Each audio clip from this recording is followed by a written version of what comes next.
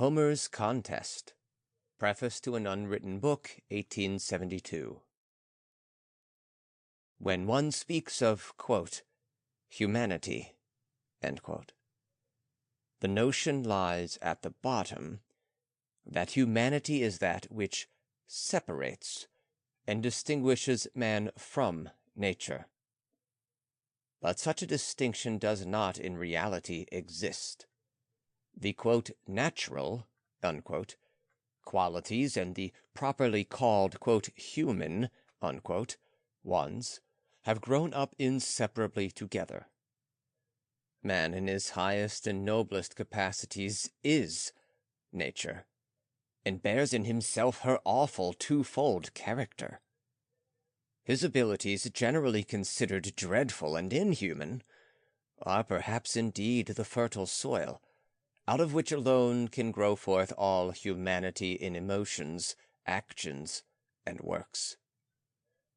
Thus the Greeks, the most humane men of ancient times, have in themselves a trait of cruelty, of tiger-like pleasure in destruction, a trait which, in the grotesquely magnified image of the Hellene, in Alexander the Great, is very plainly visible, which, however, in their whole history, as well as in their mythology, must terrify us, who meet them with the emasculate idea of modern humanity.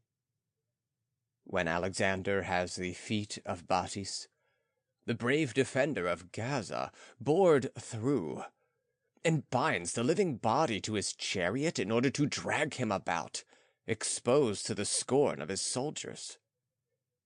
That is a sickening caricature of Achilles, who at night ill-uses Hector's corpse by a similar trailing. But even this trait has for us something offensive, something which inspires horror. It gives us a peep into the abysses of hatred. With the same sensation, perhaps, we stand before the bloody and insatiable self-laceration of two Greek parties, as, for example, in the Corcyraean Revolution, when the victor in a fight of the cities, according to the law of warfare, executes the whole male population, and sells all the women and children into slavery. We see in the sanction of such a law that the Greek deemed it a positive necessity to allow his hatred to break forth unimpeded. In such moments, the compressed and swollen feeling relieved itself. The tiger bounded forth. A voluptuous cruelty shone out of his fearful eye. Why had the Greek sculptor to represent again and again war and fights in innumerable repetitions, extended human bodies whose sinews are tightened through hatred, or through the recklessness of triumph? Fighters wounded and writhing with pain, or the dying with the last rattle in their throat? Why did the whole Greek world exult in the fighting scenes of the Iliad? I am afraid we do not understand them enough in, quote, Greek fashion, end quote, and that we should even shudder if for once we did understand them thus. But what lies as the mother womb of the Hellenic, behind the Homeric world? In the latter, by the extremely artistic definiteness and the calm and purity of the lines, we are already lifted far above the purely material amalgamation. Its colors, by an artistic deception, appear lighter, milder, warmer.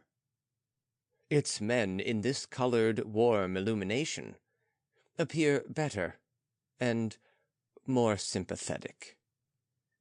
But where do we look if, no longer guided and protected by Homer's hand, we step backwards into the pre-Homeric world? Only into night and horror, into the products of a fancy accustomed to the horrible. What earthly existence is reflected in the loathsome, awful Theogonian lore?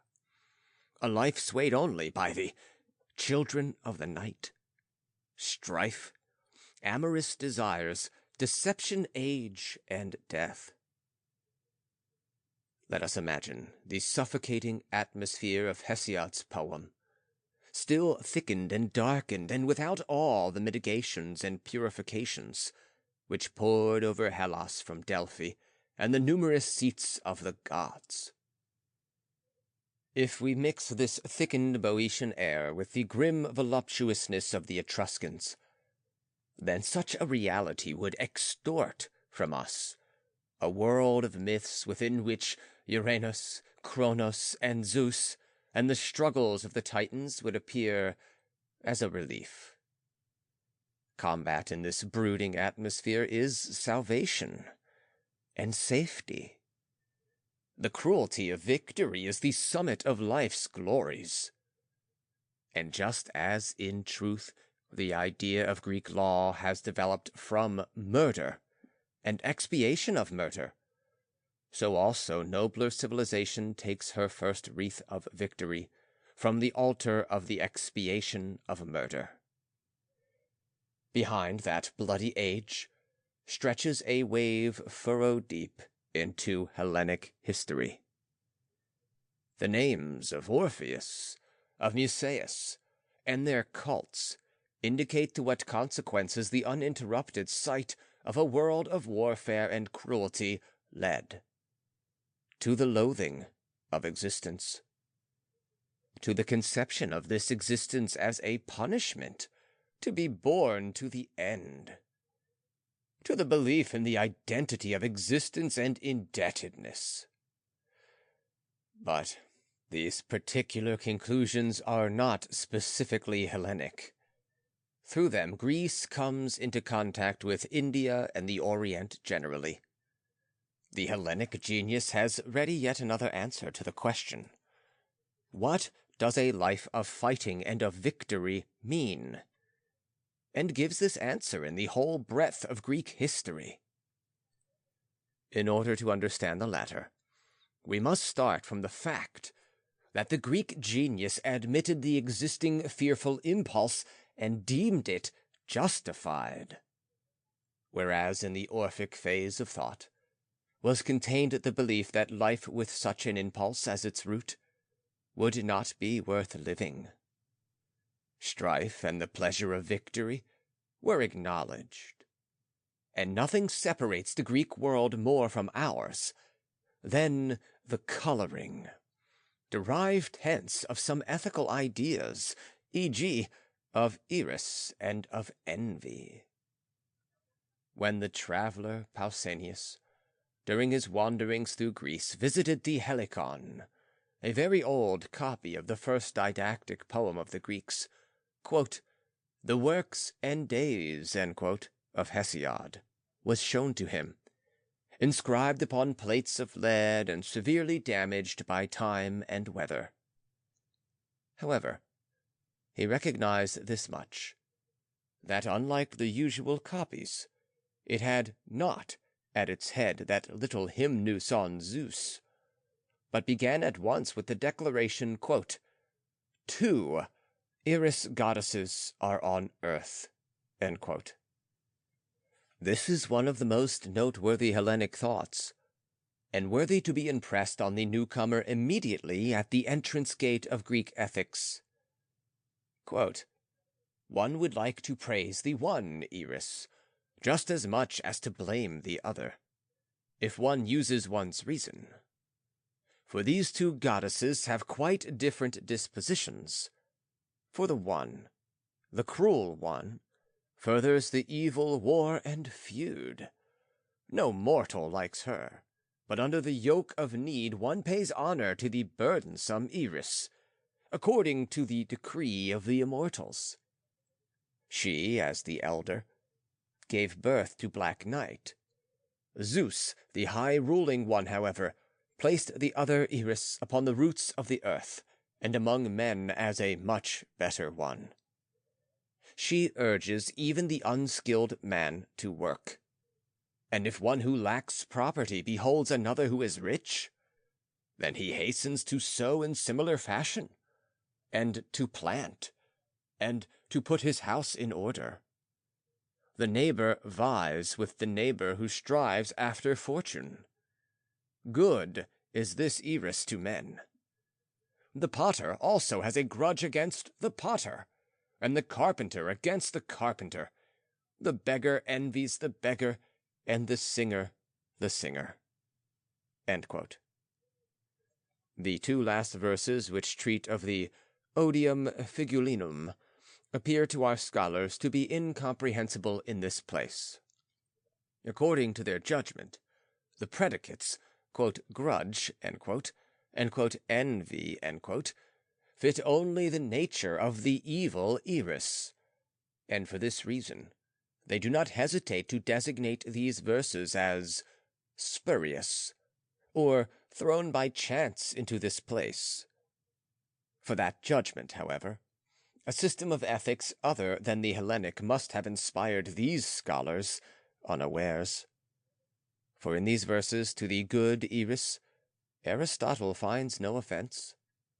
And not only Aristotle, but the whole Greek antiquity thinks of spite and envy otherwise than we do, and agrees with Hesiod, who first designates as an evil one that Eris who leads men against one another to a hostile war of extermination, and secondly, praises another Eris as the good one who, as jealousy, spite, envy, incites men to activity, but not to the action of war to the knife, but to the action of contest.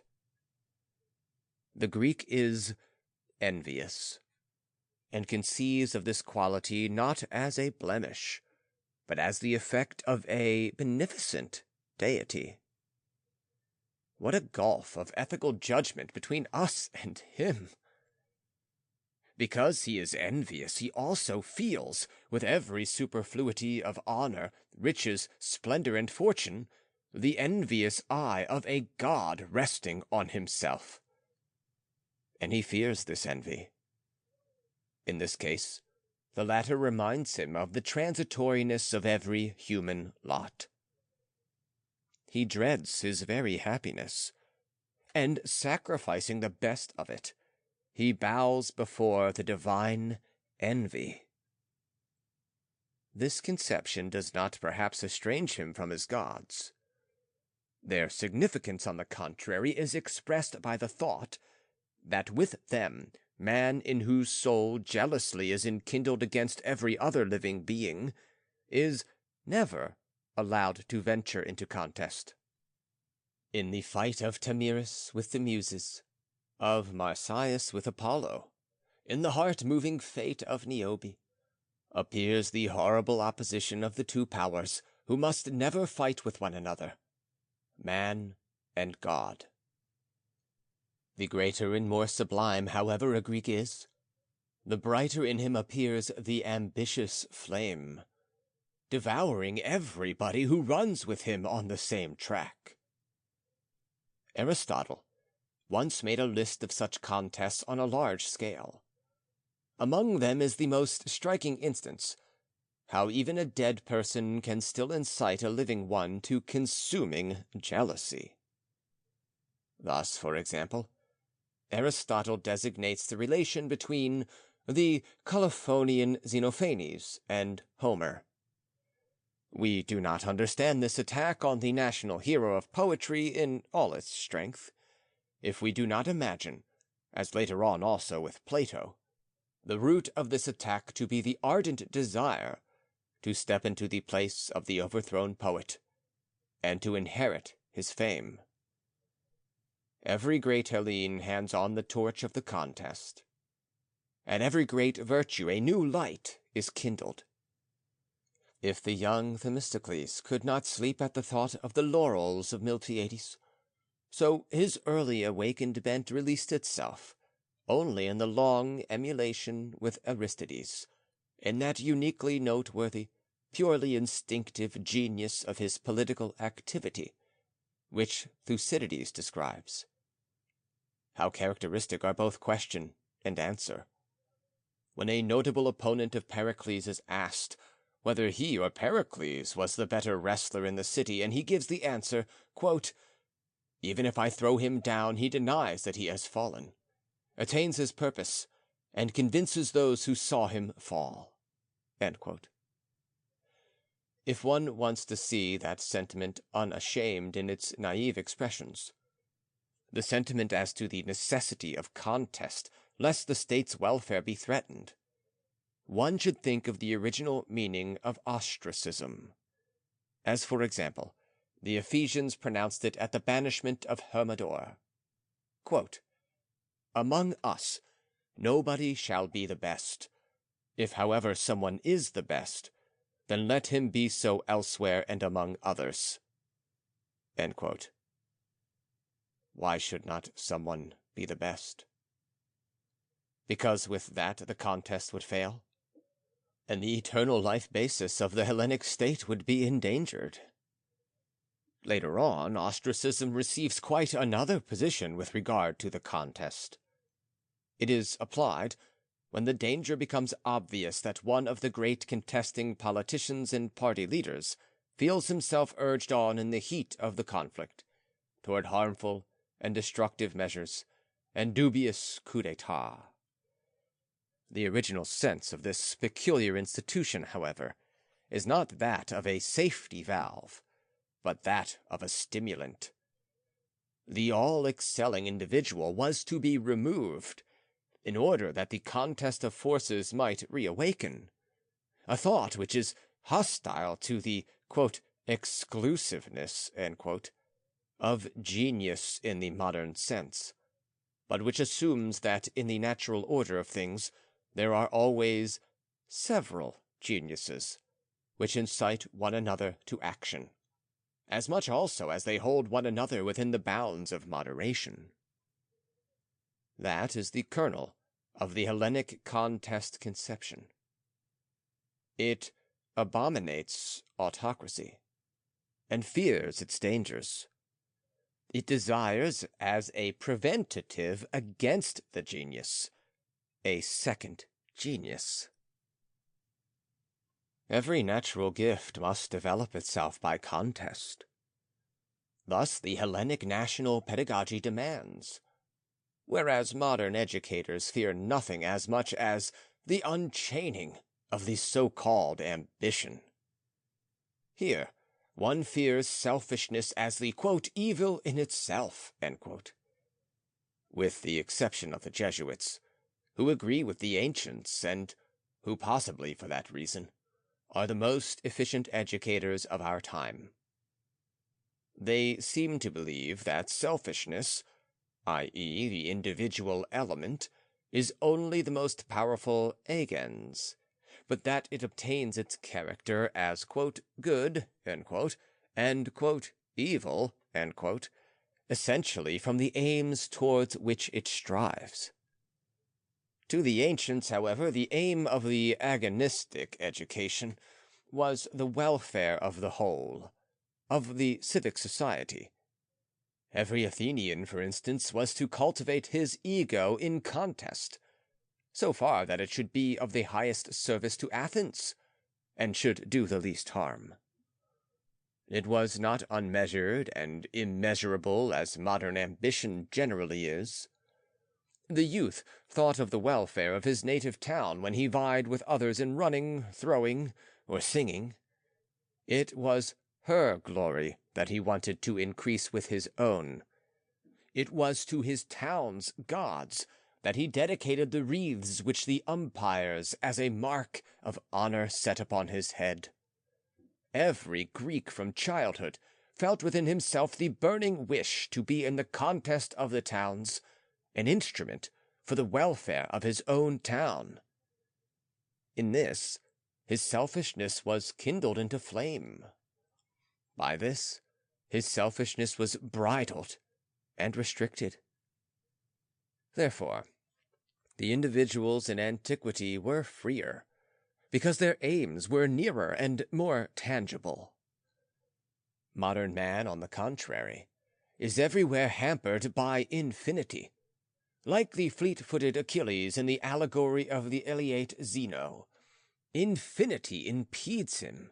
He does not even overtake the tortoise. But as the youths to be educated were brought up struggling against one another, so their educators were in turn in emulation against themselves. Distrustfully jealous, the great musical masters Pindar and Simonides stepped side by side. In rivalry, the sophist, the higher teacher of antiquity, meets his fellow sophist. Even the most universal kind of instruction, through the drama, was imparted to the people only under the form of an enormous wrestling of the great musical and dramatic artists. How wonderful! Quote, and even the artist has a grudge against the artist, end quote. And the modern man dislikes in an artist nothing so much as the personal battle feeling, whereas the Greek recognizes the artist only in such a personal struggle. There, where the modern suspects weakness of the work of art, the Hellene seeks the source of his highest strength. That which by way of example in Plato is of special artistic importance in his dialogues, is usually the result of an emulation with the art of the orators, of the sophists, of the dramatists of his time, invented deliberately in order that at the end he could say, quote, behold, I can also do what my great rivals can. Yea, I can do it even better than they. No Protagoras has composed such beautiful myths as I, no dramatist such a spirited and fascinating whole as the Symposium, no orator penned such an oration as I put up in the Gorgias. And now I reject all that together and condemn all imitative art. Only the contest made me a poet, a sophist, an orator. End quote. What a problem unfolds itself there before us. If we ask about the relationship between the contest and the conception of the work of art. If, on the other hand, we remove the contest from Greek life, then we look at once into the pre-Homeric abyss of horrible savagery, hatred, and pleasure in destruction. This phenomenon, alas, shows itself frequently when a great personality was, owing to an enormously brilliant deed, suddenly withdrawn from the contest, and became hors de concours, according to his and his fellow citizens' judgment. Almost without exception, the effect is awful. And if one usually draws from these consequences the conclusion that the Greek was unable to bear glory and fortune, one should say more exactly that he was unable to bear fame without further struggle, and fortune at the end of the contest. There is no more distinct instance than the fate of Miltiades. Placed upon a solitary height, and lifted far above every fellow combatant through his incomparable successes at Marathon, he feels a low thirsting for revenge, awakened within himself against a citizen of Pera, with whom he had been at enmity long ago. To satisfy his desire, he misuses reputation, the public exchequer, and civic honor, and disgraces himself. Conscious of his ill success, he falls into unworthy machinations. He forms a clandestine and godless connection with Timo, a priestess of Demeter, and enters at night the sacred temple, from which every man was excluded. After he has leapt over the wall and comes ever nearer the shrine of the goddess, the dreadful horror of a panic-like terror suddenly seizes him. Almost prostrate and unconscious, he feels himself driven back and leaping the wall once more. He falls down, paralyzed, and severely injured. The siege must be raised, and a disgraceful death impresses its seal upon a brilliant, heroic career. in order to darken it for all posterity. After the battle at Marathon, the envy of the Celestials has caught him. And this divine envy breaks into flames when it beholds man without rival, without opponent, on the solitary height of glory. He now has beside him only the gods, and therefore he has them against him. These, however, betray him into a deed of the hybris, and under it he collapses. Let us well observe that just as Miltiades perishes, so the noblest Greek states perish when they, by merit and fortune, have arrived from the race course at the temple of Nike.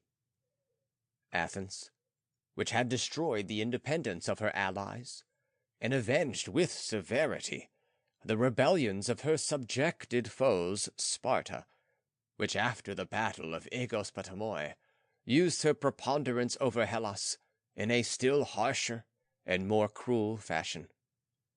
Both of these, as in the case of Miltiades, brought about their ruin through deeds of the hybris.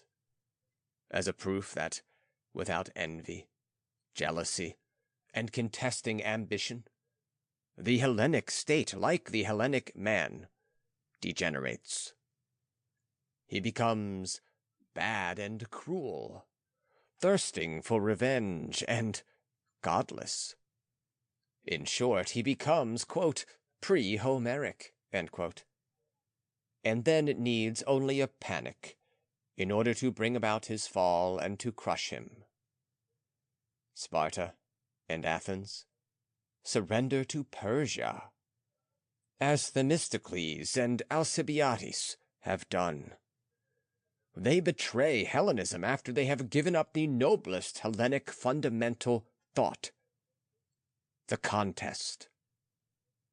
And Alexander, the coarsened copy and abbreviation of Greek history, now invents the cosmopolitan Hellene and the so-called, quote, Hellenism, end quote. End of section 4. Recording by John Van Stan, Savannah, Georgia.